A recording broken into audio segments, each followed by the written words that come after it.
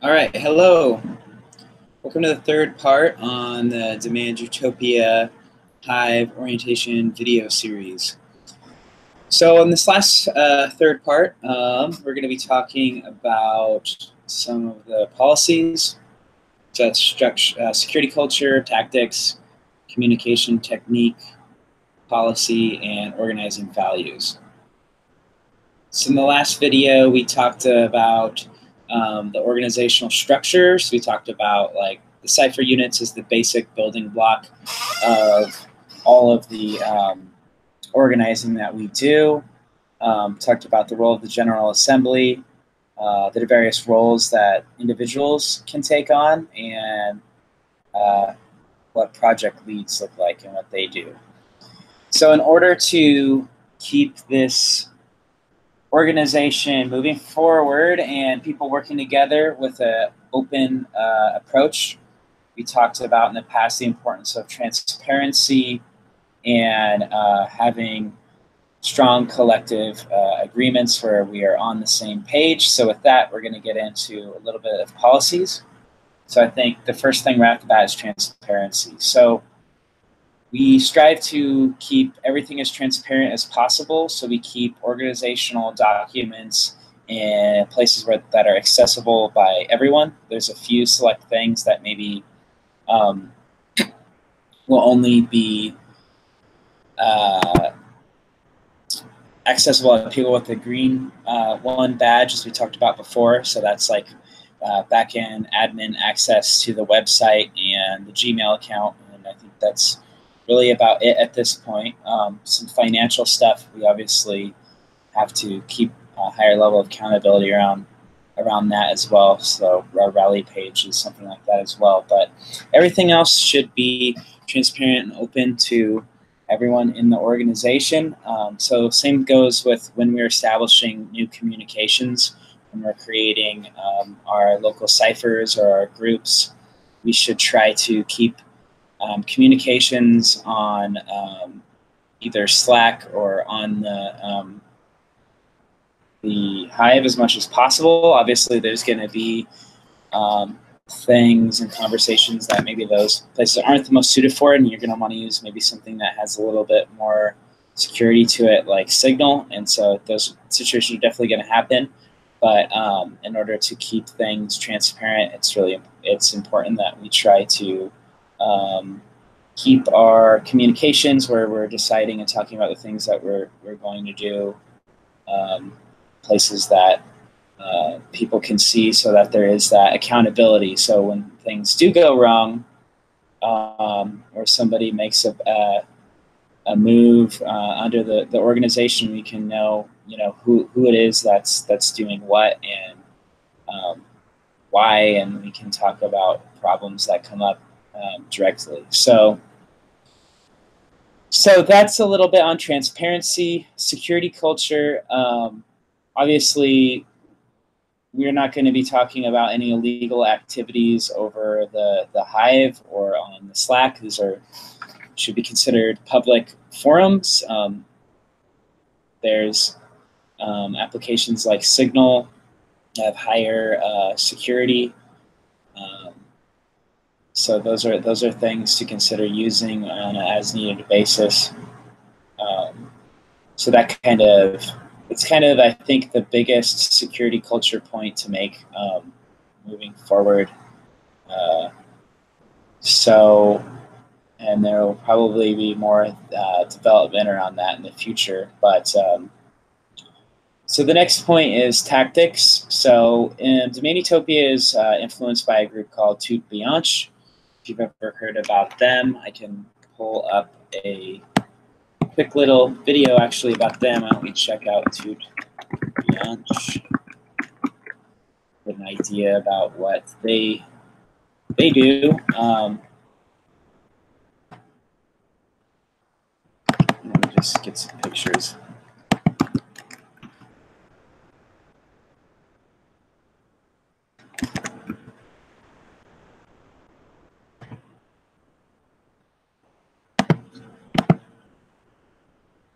So this is the white overall movement in Italy, and We are heavily influenced by them. Again, if you saw our August 4th, 2018 action in Portland, we had big bubble suits, and it's a similar idea to this in that, you know, we acknowledge our right to rebellion and ability to be in the streets, while at the same time we choose to take a offensive defensive approach, meaning that we're not we're different from the black bloc kind of tactics in that we're not striking out and doing direct, necessarily directly offensive attacks against police or our opponents. Instead, we work on an offensive defensive approach by maintaining our rights to be in the streets and be in space and defend ourselves from injury and attack, while also kind of creating a sort of otherworldly spectacle. So Tuke Bianch was famous in the anti-globalization movement. As you can see, they had a lot of really creative ways of keeping themselves safe, and they were really effective at shutting down some large summits, as well as immigration detention centers across Europe at the time. So in the streets, Demand Utopia strictly uses a defensive offensive strategy, sometimes called civil disobedience. In contrast to a traditional civil disobedience, we claim the right to self-defense. As such, we will defend ourselves from all attacks with protective gear. Yet, we don't shy away from conflict. With our protection and creative militancy, we seek to minimize the fear and injury and inspire collective togetherness. We don't deploy direct attacks in the streets, however, practice self-defense. We are inspired by Tuke Bianch again, and the principles of developing consensus in the streets and working to advance direct democracy in the streets with people in action, and inspire. Our hopes is to inspire, millions of people to come out into the streets, thousands, hundreds of thousands, if not millions, eventually, as many people as we can to come out and march with us towards our goals when we do mobilize. And so to do that, we have to create visual spectacles that encourage people to do that don't scare people away, that advance keeping people safe and bringing more people out in the streets. So that is probably the topic of a whole podcast or YouTube video series in of itself. Hopefully that kind of gets the gist of our position. Again, it's a little bit different than either just kind of strict dogmatic nonviolence and also black bloc kind of insurrectionary, propaganda of the deed style tactics. We are trying to shy away from kind of the traditional images at this point in the left of what militancy looks like, being, tough, violent, attacks, and trying to move away from that to taking a position of self-defense, of, talking about the ideas and the vision and the world that we want to live in, and showing people how that can look and how that would be experienced in the streets. And so that's kind of our direction with our engagement when we are in the streets. So we work from a diversity of tactics perspective, where we will work with all different types of groups, but our group holds to this defensive, offensive strategy when we are taking actions again in the streets. So we advance and emphasize self-defense. Just want to clarify that one more time. So again, communication tech. So we'll just move into the next part, which is communication technique policy. So we want Demand Utopia to be an inviting and inclusive atmosphere While our aesthetics has a certain edge, we want to shy away from the traditional appearance of militancy readily available within the left. Therefore, for example, we don't want to overly glorify the use of images like, AK-47s all over everything and memes, or take on overly insurrectionary rhetoric when we're speaking that emphasizes reprisals and attacks and retribution and that sort of thing over collective becoming and organizing together to accomplish our goals versus, again, overly focusing on the police as a agent of antagonism and that sort of thing. So anyways, while the police are absolutely a problem, don't need to minimize that in any ways, but just destroying the police is not going to solve all of the world's problems. So moving into the next part, organizing values. So we have a few different, so in any organization, it's important that we have common values and rules of conduct. So if you are looking at the Hive bylaw document, you can scroll down to the values section.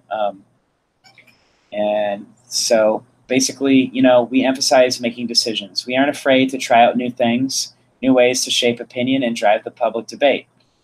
We make decisions without asking anybody's permission, and we stand for them. Sometimes things go wrong, but it's okay. We make mistakes. So we are courageous. If we find something goes horribly wrong, we'll deal with it then and only then. We are never nervous in advance. Everything can go wrong and everything can go right. We are allowed to do the wrong thing because otherwise we will never do the right thing either. So we're here, we're taking risks, or doing organizing work, being revolutionaries and radical community organizers is risky. It is, and being an activist is putting yourself at risk. So that's inherent in what we do, and we cannot be afraid of taking risk because it's in the nature of what we're doing. Our opponent is, after all, one of the most dangerous, lethal entities in world history. We advance one another. We depend on our cohesion. It is just as much an achievement to show solitary brilliance in results as it is to advance other activists or officers, aka leads. So basically we want to promote others. We want to promote others' works and not shy away from talking good and saying good things about those around us and making sure that they get credit that they deserve. So we trust one another. We know that each and every day one of us wants the best for Demand Utopia, otherwise we wouldn't be involved. So we trust each other. And we always try to assume, we're here for the same thing. We take initiatives and respect those of others. The person who takes an initiative gets it most of the time. We avoid criticizing the initiatives of others, for they who take initiatives do something for Demand Utopia. If we think the initiative is pulling Demand Utopia in the wrong direction, we compensate by taking an initiative of our own, more in line with our own ideals.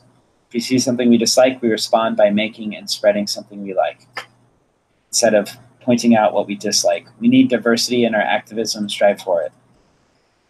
So we're going to have people who do things that we disagree with, but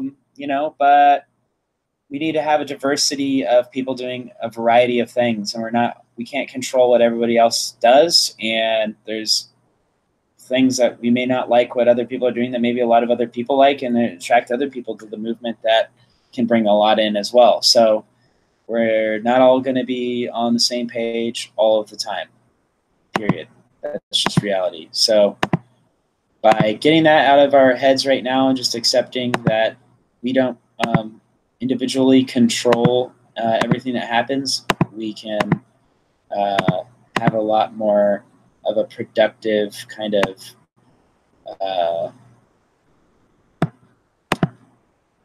situation in what we're trying to do. So next up, we will talk about we respect time of others and the focus of the organization. If we dislike some activity or some decision, we discuss, we argue, we disagree, and or we start an initiative of our own that we prefer. So we can always start our own initiative. On the other hand, starting or supporting an emotional conflict with a negative focus and seeking quantity for such a line of conflict harms the organization as a whole and drains focus, energy, enthusiasm from external opinion-shaping activities. Instead, we respect the time and focus of our co-activists and the focus of the organization. Then when we see an embryo of an internal conflict, we dampen it by encouraging positive communication. So it's all of our responsibility to encourage positive communication and to kind of call out people who are taking things towards a negative, emotionally harmful or destructive place. When we see something we dislike, we produce and distribute something we like. We work actively to spread love and respect and to dampen aggression and distrust. We communicate positively. So we use positive words, which means yes and statements as opposed to no and but statements as much as possible. So we are building on a conversation as opposed to framing ourselves as antagonistic. These are ways that we can create a uplifting, positive culture that makes us all want to keep coming back every day to do this work. If we see a decision we dislike, we make our point about why we dislike it without provoking others, or better yet, we explain why an alternative would be better. We campaign outward and cohesively, not inward and divisively. So again, our focus needs to be on growing outwards and bringing more people in on changing the world outside of us. It's not about nitpicking everything that's going on in demand utopia. When we focus inwardly, it's a sign that we're not achieving our goals. When we're overly focused on the internal, who has power and who's making decisions, we end up not focusing on what we're doing. When we start wanting to focusing on gaining status for ourselves internally in an organization to, gain social capital or friendships or look cool, that's when we start really failing, and it brings a toxic organizing culture. So that's one thing that we really want to strive against, and we hope that by creating a open and transparent organizational structure where everybody can act under the organization's title without permission, that we're able to bypass some of those problems of internal conflict and strife that maybe more organizations, other organizations might be more susceptible to. Not that we're going to be impervious from them, but if we create an intentional way and organizing culture together around positivity and building this up and focusing outwards, we can keep this focus on why we're here, which is to change the world, not to bicker and gain social capital. So we act with dignity. We're always showing respect in our shaping of public opinion, respect towards each other, towards newcomers, and towards our adversaries. We act with courtesy and calm and factuality, both on and off the record.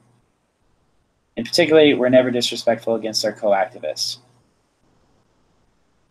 So, yeah, and that's one thing that we're going to have kind of zero tolerance for, is disrespect and for each other, not treating each other well.